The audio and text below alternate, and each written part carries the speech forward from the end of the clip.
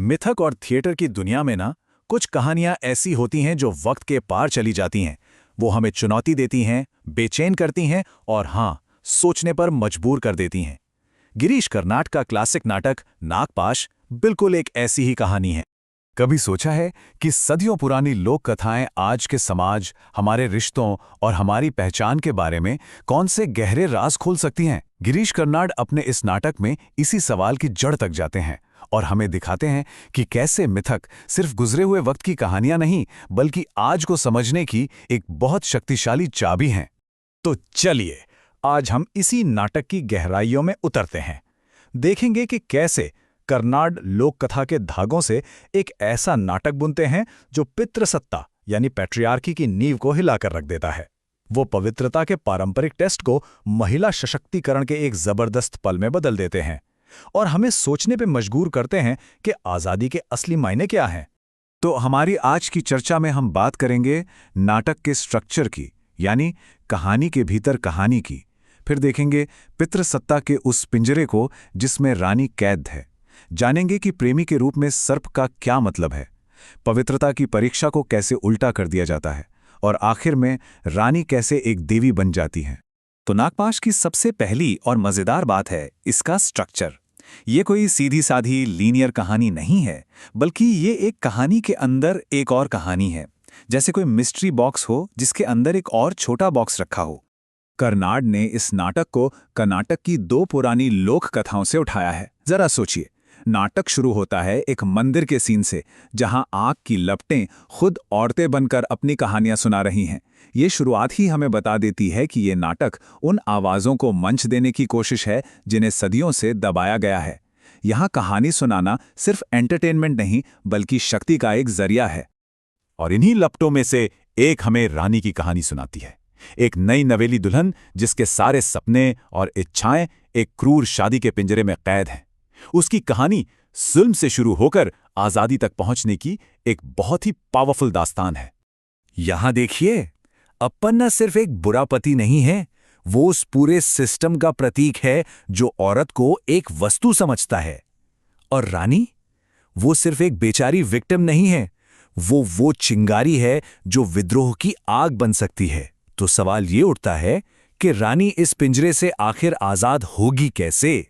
रानी के ये शब्द सिर्फ उसका कंफ्यूजन नहीं दिखाते, बल्कि उस साइकोलॉजिकल वायलेंस को दिखाते हैं जिसका वो शिकार है। सोचकर देखिए, एक ऐसी दुनिया में रहना जहां किसी की अपनी सच्चाई पर भी उसका हक ना हो, ये पितृसत्तात्मक कंट्रोल का सबसे क्रूर रूप है। और जब लगता है कि सारे रास्ते बंद हैं, तब कहानी में एंट्री होती है एक अप्रत्याशित हीरो की, एक कोबरा।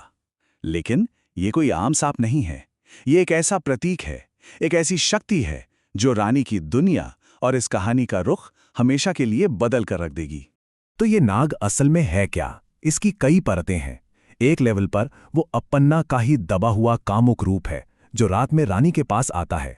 दूसरे लेवल पर वो रानी की अपनी दबी हुई इच्छाओं का प्रतीक है। असल में नाग वो कोमलता और प्रेम है जो रानी को अपनी शादी में कभी नहीं मिला। चलिए, नाग के इस सिंबॉलिज्म को और अच्छे से समझते हैं। साइकोलॉजिकली देखें तो वो रानी की सेक्सुअल और इमोशनल अवेकनिंग का कारण बनता है। पौराणिक रूप से वो कुंडलिनी शक्ति का प्रतीक है, वो सर्प जैसी ऊर्जा जो जागृत होने पर इंसान को मुक्ति दिला सकती है। और ड्रामेटिकली वो कहानी में वो आदर्श प्रेमी हैं जिसका रानी को हमेशा से इंतजार था।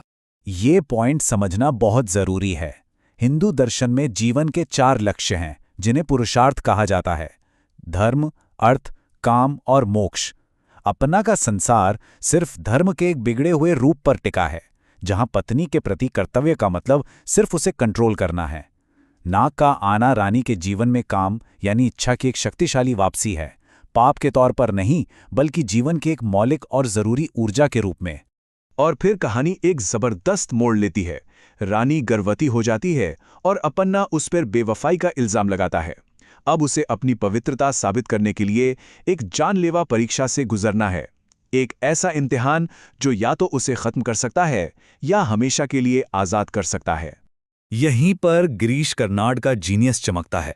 वो पितृसत्ता के सबसे पुराने हथियार पवित्रता की परीक्षा को लेते हैं और उसे पलटकर औरत के सशक्तिकरण का सबसे बड़ा हथियार बना देते हैं। अपन्ना को लगता है कि ये परीक्षा रानी को बेनकाब कर देगी, लेकिन होता है ठीक इसका उल्टा।